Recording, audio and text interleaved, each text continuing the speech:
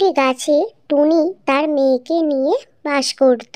একদিন হলো কি, আমি একটু চারপাশটা ঘুরে যাই না মা, আমি এক্ষুনি চলে আসব। ঠিক আছে, বেশি দূর যাবি না কিন্তু, একটুখানি গিয়ে চলে আসবি। ঠিক আছে মা। এই বলে টুনি বেরিয়ে পড়ল। টুনি তখন ঘুরতে ঘুরতে একটি গভীর জঙ্গলের মধ্যে চলে আসে। আমি কোথায় চলে এলাম? আমি তো মনে হয় গভীর জঙ্গলের মধ্যে চলে এসেছি। তখনই সেখানে একটা চুড়েল চলে আসে, আর সে টুনিকে জিজ্ঞাসা করে, কে তুমি? তুমি আমার এলাকায় কি করছো?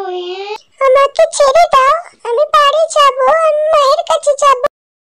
তুই আমার এলাকায় ঢুকেছিস, তাই আমি তোকে এখন পাথর বানিয়ে দেব। এই বলে চুড়েল তাকে একটি পাথরে পরিণত করে দেয়। টুনির মা টুনিকে খুঁজতে খুঁজতে অবশেষে সেখানে এসে উপস্থিত হয়, আর সে টুনি টুনি করে তাকে ডাকতে থাকে, টুনি। আর তখনই সেখানে সেই চুড়েল এসে হাজির হয়। কে তুমি? আমার এখানে কি করছো? আমি আমার মেয়েকে খুঁজে পাচ্ছি না, তাই ওকে আমি খুঁজতে বেরিয়েছি। তখনই টুনি মা মা করে ডাকতে থাকে। মা, এটা তো আমার টুনির গলা। এ তোর মেয়ে, আমি ওকে তো পাথর বানিয়ে দিয়েছি, আমার এলাকায় ঢুকেছে, এত বড় সাহস! তুমি আমার মেয়েকে ছেড়ে দাও, ছেড়ে দাও।